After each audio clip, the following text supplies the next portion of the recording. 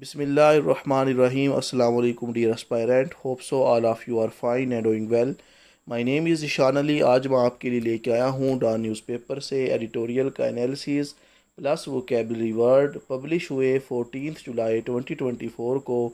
ये है जी आज का कार्टून जो डॉन न्यूज़पेपर के अंदर दिया गया है. पंजाब गवर्नमेंट की जो गवर्नेंस है उसके ऊपर सवालिया निशान है.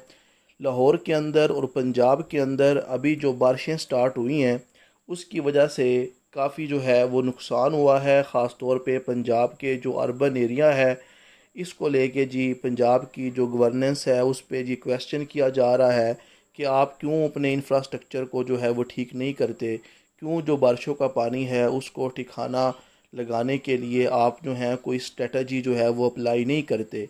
जिस तरह जी जो जापान है एक डेवलप कंट्री है, वहाँ पे जो बारिशों का पानी है उसके लिए उन्होंने ज़ेरे ज़मीन इस तरह का इंफ्रास्ट्रक्चर बनाया हुआ है कि वो उस पानी को स्टोर कर लेते हैं. ठीक है, ज़मीन के नीचे उन्होंने काफ़ी लंबे लंबे खोद के जो हैं वो गड़ा टाइप जो है वो बनाए हुए हैं.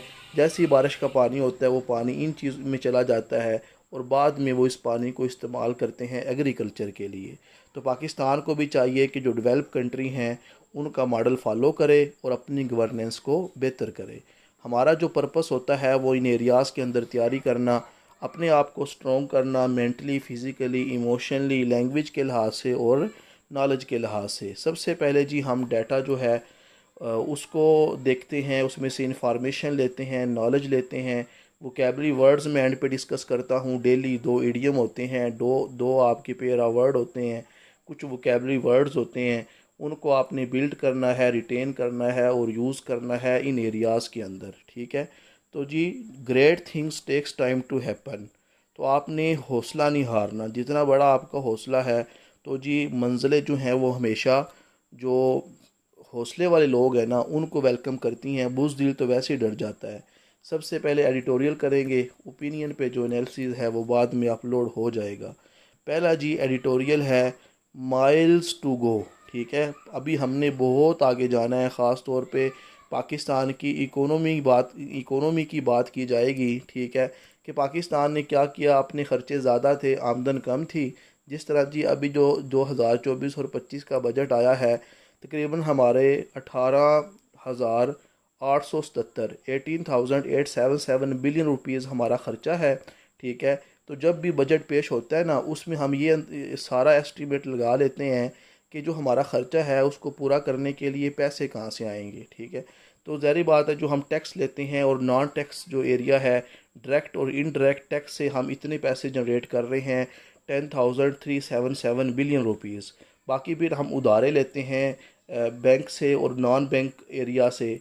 और उसके अलावा कहते हैं आईएमएफ से भी हम क्या करते हैं उधार लेके अपने ख़र्चे पूरे करके अपना जो गवर्नमेंट है, अपना जो पाकिस्तान है वो चलाते हैं. ठीक है, इसको लेके कहता है कि पाकिस्तान की जो इकोनॉमी है ना इसको बड़ा चैलेंज है.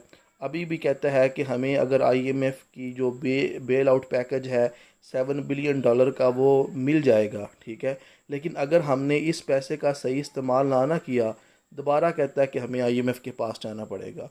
हम 24th टाइम गए हैं जी आईएमएफ के पास. आईएमएफ के पास क्यों जाते हैं जी? कर्ज़ा लेने के लिए. क्यों लोग मरते हैं आईएमएफ से पैसा लेने के लिए? क्योंकि जो आईएमएफ का जो पैसा होता है उस पर इंटरेस्ट रेट बहुत कम होता है. और जिस मुल्क को आईएमएफ कर्ज़ा दे देना बाकी जो हमसाए मुल्क होते हैं जिस तरह गल्फ़ कंट्री हैं वो भी फिर कर्ज़ा आपको दे देते हैं. ठीक है, क्योंकि आईएमएफ तभी आपको कर्ज़ा देती है जब आपके मुल्क में थोड़ा बहुत कुछ हो, बाद में आपको कोई इंटरेस्ट जो है वो मिलने की जो है वो उम्मीद हो. तो आईएमएफ जो है वो बाद में इंटरेस्ट भी लेती है. तो कहता है कि अगर आपने इकोनॉमी को ठीक ना किया, जिस तरह कंपाउंड इफेक्ट होता है ना, एक छोटा सा बर्फ़ का गोला पहाड़ की चोटी से गिरे, ग्लेशियर जो होते हैं बर्फ़ के पहाड़ जो होते हैं उनके ऊपर से छोटा सा एक अगर बर्फ़ का गोला गिरे ना तो वो रोल होता हुआ जब ज़मीन पे आएगा ना तो वो बहुत बड़ा हो जाता है. इसी तरह कंपाउंड इसे कहते हैं कंपाउंड इफेक्ट. तो अगर आप अपने छोटे छोटे मसाइल ठीक नहीं करेंगे वो मसाइल रोल होते होते कंपाउंड इफेक्ट की तरह इतना बड़ा हो जाएगा, फिर क्या होगा जी, उस पर काबू पाना मुश्किल हो जाएगा.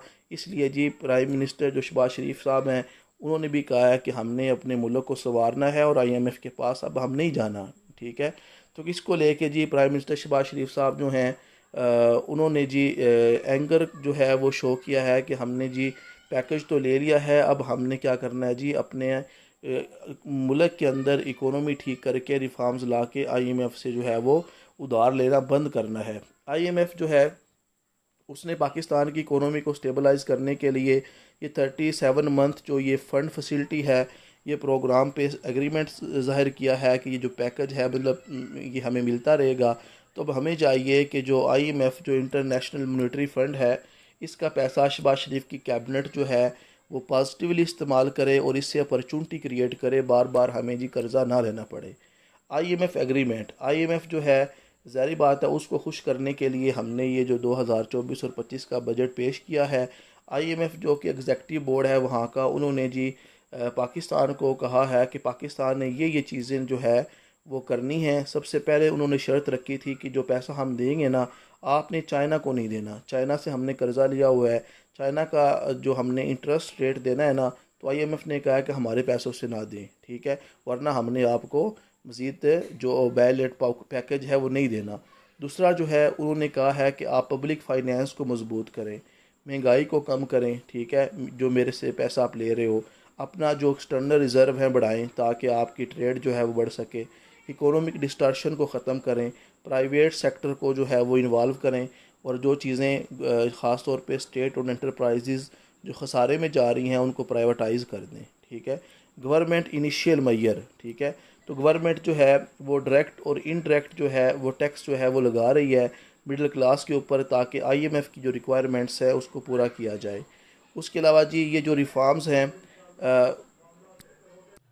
इन पे गवर्नमेंट ने कमिटमेंट शो करनी है, और कहता है कि इन रिफॉर्म्स पे डटा रहना गवर्नमेंट की जो डेडिकेशन है, ख़ास तौर पे सिंसेरिटी जो है गवर्नेंस को बेहतर करने के लिए, उसको जाहिर करेगी।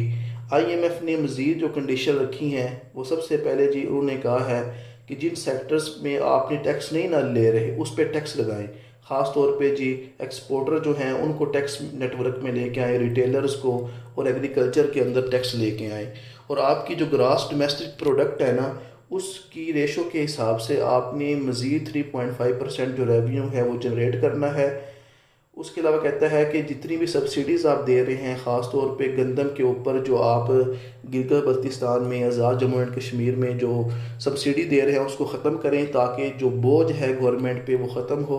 उसके अलावा कहता है जो फार्मर्स जो प्रोटेस्ट कर रहे थे पाकिस्तान के अंदर, ख़ास तौर पे गवर्नमेंट उनसे जो गंदम नहीं ख़रीद रही थी, उसके अलावा जो प्राइस ड्रॉप हो रही थी, राइटर कहता है कि इसके ऊपर वो कोई बात नहीं कर रहे, ठीक है, इंसेंटिव एंड सब्सिडीज़। उसके अलावा कहता है कि गवर्नमेंट जो है ख़ास तौर पे पाकिस्तान के अंदर जो स्पेशल इकोनॉमिक जोन जो शुरू हो रहे हैं CPEC को लेके, ठीक है, उसमें कहता है कि IMF कहती है कि आप जो हैं मेरा पैसा ना लगाएं। उसके अलावा कहता है कि avoid new regulatory tax back incentive और गारंटीड रिटर्न, मतलब और कोई आप जो हैं गवर्नमेंट अपने हालात देखे, कोई बिला वजह ख़र्चा ना करे, बिला वजह जो है वो लोगों को इंसेंटिव ना दे, सब्सिडी ना दे। उसके अलावा जी जितने भी बिज़नेस हैं, ख़ास तौर पे कहता है कि पाकिस्तान के अंदर जो आर्मी एक स्पेशल इनिशिएटिव फैसिलिटेशन कौंसल लेके आई है, इसको चाहिए कि बाहर से पाकिस्तान के अंदर प्रोजेक्ट लेके आए ताकि पाकिस्तान के अंदर रोज़गार आए, फॉरेन डायरेक्ट इन्वेस्टमेंट आए और मुल्क की इकोनॉमी बेहतर हो, ठीक है। और क्या जी IMF ने कहा है कि एनर्जी की जो प्राइसेस हैं उनको बढ़ाएं, ख़ास तौर पे पावर और गैस सेक्टर में प्राइसेस आपने देखा बढ़ी हैं, और जो हमारी स्टेट ओन एंटरप्राइजेज़ हैं जिस तरह PIA है, रेलवे है, जो हमें खसारा दे रही हैं उनको प्राइवेटाइज़ करें ताकि वो हमारा गवर्नमेंट के ऊपर जो बोझ है वो ख़त्म हो।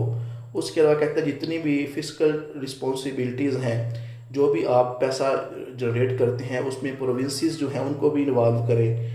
मॉनेटरी पॉलिसी मैंने आपको बताया था, एक होती है फिस्कल पॉलिसी, एक होती है मॉनेटरी पॉलिसी। फिस्कल पॉलिसी हमेशा कैबिनेट बनाती है और monetary policy state bank of Pakistan बनाता है। तो स्टेट बैंक ऑफ पाकिस्तान जो है वो मॉनेटरी पॉलिसी बनाए ताकि जितनी भी हमारी इन्फ्लेशन है उसको, महंगाई है उसको भी कंट्रोल किया जा सके। पॉलिटिकल एंड इकोनॉमिक चैलेंज, उसके अलावा कहता है ऐसी रिफॉर्म्स लाई जाएं जिससे आप अपने कर्ज़े को उतारने के जो है वो प्रोग्राम कर सकें फ्यूचर के अंदर। कहता है कि जितनी भी इकोनॉमी ग्रोथ है जिसके अंदर जो हमारे पास इन्वेस्टमेंट जो है लाई जाए ताकि आपकी इकोनॉमी ग्रोथ हो सके, शॉर्ट टर्म आप बेनिफिट ले सकें, पॉलिटिकल चैलेंज। उसके अलावा कहता है कि आप जितनी भी आपकी पॉलिटिकल हार्डल्स हैं आपस में आप लड़ते रहते हैं, पाकिस्तान के अंदर पॉलिटिकल इंस्टेबिलिटी आती है, इसको ख़त्म करें ताकि मुल्क जो है वो बेहतरी की तरफ जाए। सो इसमें आपने देखा कि पाकिस्तान के अंदर की जो फाइनेंस टीम है, जो मिनिस्ट्री ऑफ फाइनेंस है जिसमें औरंगज़ेब साहब की टीम है, उनको जी ये जो पैसा आया है इसको यूज़ करना चाहिए ताकि अपॉर्चुनिटी क्रिएट हो सके और आवाम को रिलीफ मिल सके, और फ्यूचर जो इकोनॉमिक चैलेंज है उससे निपटने के लिए इनको जी अच्छा खासा जो है वो काम करना पड़ेगा ताकि मुल्क जो है इसमें बेहतरी आए। उसके बाद दूसरा हमारे पास एडिटोरियल है इद्दत रूलिंग। इसमें आप जानते हैं कि इमरान खान साहब और जो बुशरा बीबी है इन दोनों पे इद्दत केस हुआ था। इद्दत केस आप जानते हैं कि जब एक फ़ीमेल इस्लामिक जो लाज हैं उनके तहत जब वो डाइवोर्स लेती है उसके बाद 3 महीने वो दूसरी शादी नहीं कर सकती। तो जी बुशरा बीबी जो है उन पर इल्ज़ाम था कि इन्होंने अपनी इद्दत जो है वो पूरी नहीं की और इमरान खान साहब से इन्होंने पहले ही निकाह कर लिया। इनके जो शोहर हैं उन्होंने ये केस जो है इन पे किया था, लेकिन 6 साल बाद शादी के इन्होंने केस किया था इन पे, और कुछ लोग कह भी रहे थे कि पॉलिटिकल कोई रिवेंज लेने के लिए हरकत की गई है। तो अब इमरान खान और बुशरा बीबी को अभी रिसेंटली इद्दत केस में रिहा कर दिया गया है। इसको लेके जी इसमें वो बात की जाएगी कि जी ये जो कन्विक्शन था, जो ये सज़ा दी गई थी, इद्दत केस का जो सेंटेंस था, इसमें जी इमरान खान साहब और बुशरा बीबी को रिहा कर दिया गया है। Farmer prime minister Imran Khan और उनकी जो बीवी है बुशरा बीबी, जिनके ऊपर कन्विक्शन थी, इल्ज़ाम था, जिनके ऊपर इद्दत केस चल रहा था, इस्लामाबाद की जो डिस्ट्रिक्ट और सेशन कोर्ट है उन्होंने उनको माफ़ी दे दी है। और इससे कहता है कि इमरान खान साहब की जो लीगल बैटल है, जो उनके ऊपर केस हो रहे थे वो काफ़ी जो है वो कम हो रहे हैं, और कहता है कि उनके पास अगर कोई और उनके ऊपर केस ना होते तो उनको जेल के अंदर जो है वो जेल से भी ज़मानत मिल जाती। ठीक है, इसको लेके आप देख सकते हैं इमरान खान साहब पे काफ़ी जो हैं वो केसेस हैं। तो शाखाना केस जो है उस पर सेंटेंस जो है वो थोड़ी देर के लिए सस्पेंडेड हो गया। साइफर केस में भी इनको रिहाई मिल गई है। उसके अलावा अल कादिर जो केस है इसमें भी इनको बेल मिल गई है। मे 9 का जो है ना उसके अंदर अभी भी ये अरेस्ट हैं। इद्दत केस के अंदर भी इनको रिहाई मिल गई है। ठीक है, तो ये आप देख सकते हैं कि कंट्रोवर्शियल कन्विक्शन, ये जो केस है इसके अंदर कहता है कि बुशरा बीबी और इमरान खान के जो आपस में मैरिटल अफेयर्स हैं उन पे जी लोगों ने काफ़ी कंडेम किया है कि आपने प्राइवेसी जो है वो हार्ट की है, पर्सनल लाइफ में आपने इंटरफेरेंस की है। तो लोग जो हैं वो इस पे क्रिटिसाइज़ कर रहे थे कि आपने वुमेन राइट्स जो हैं उसको नुकसान पहुंचाया है और कल्चर नॉर्म्स जो हैं उनको वायलेट किया है। उसके अलावा बाद में पता चला कि इस केस के पीछे पॉलिटिकल मोटिव थे। फरवरी 8 के जो इलेक्शन थे खान साहब को नेगेटिवली पोर्ट्रे करने के लिए ये केस चलाया गया था, लेकिन ये बैकफायर कर गया। इस केस से इमरान खान साहब को मज़ीद सिम्पैथी जो वोट हैं वो मिले हैं। ठीक है, legal and social implication, lawyers, right activist और रिलीजियस स्कॉलर जो हैं वो तजलील कर रहे थे कि आपने जो ह्यूमन की प्राइवेसी है और जो पर्सनल डिग्निटी है उसको आपने वायलेट किया है, और ये जो कन्विक्शन है इसको कहता है कि फजूल कहा गया कि ये मुकदमा जो जिसने चलाया है ये फजूल है, वुमेन के अगेंस्ट आप इस तरह की हरकत नहीं कर सकते। जस्ट इस तरह की बातें आपने देख लेनी है। एट द एंड बात यही है कि इमरान खान साहब को इद्दत केस में रिहा कर दिया गया है। जो पहला एडिटोरियल है वो ज़्यादा अहम है, ये जस्ट आपने वैसे ही देख लेना है। उसके बाद जी लास्ट पे भी जस्ट आपने अपनी लैंग्वेज के लिए इसको पढ़ना है।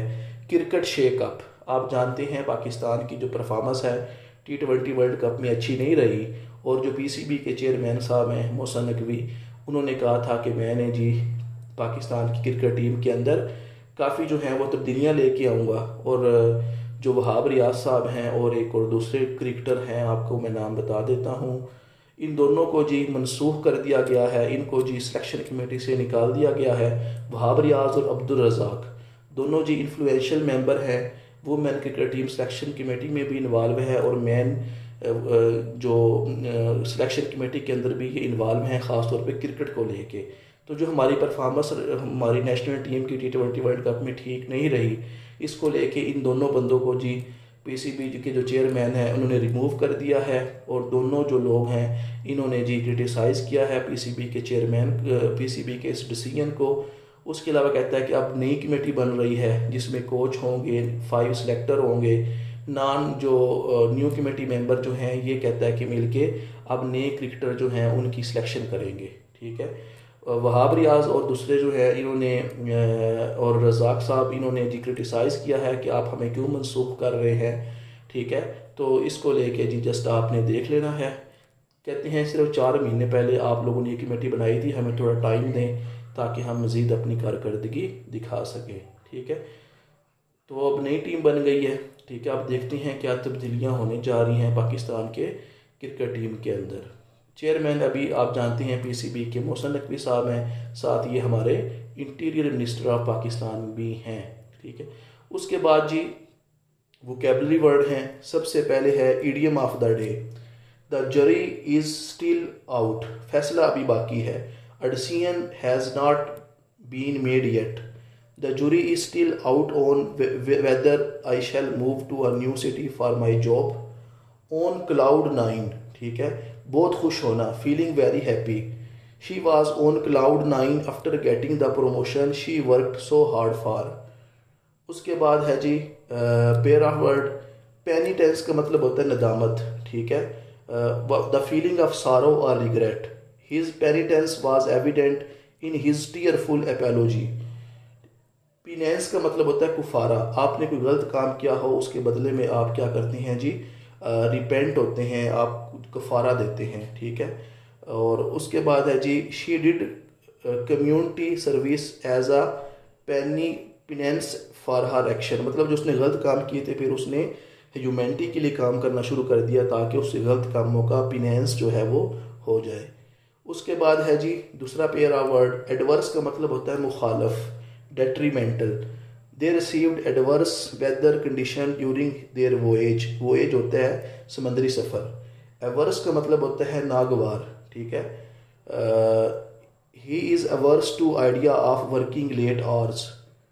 उसके बाद जी वोकैबलरी वर्ड है एम्बैटल्ड का मतलब है मुहासरा कर लेना, किसी को घेर लेना। The embattled city stood strong despite the ongoing siege, antonym इसका पीसफुल अनट्रबल्ड। कंसोलिडेशन का मतलब है मजबूती देना, स्ट्रेंथनिंग एंटोनिम है वीकनिंग।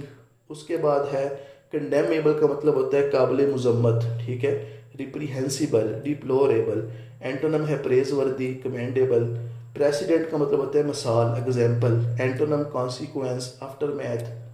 रिव्यू का मतलब होता है मुजम्मत करना। ठीक है, किसी को जो है क्रिटिसाइज करना, एंटोनिम प्रेज करना, कमेंडेशन तारीफ कर देना।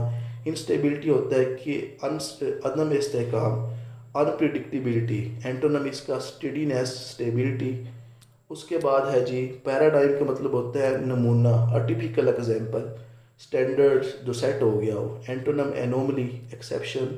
एप्रीहेंसिव का मतलब होता है फिक्रमंद। ठीक है, जो आपके बारे में कंसर्न्ड हो। Antonym confident, अनकंसर्न्ड।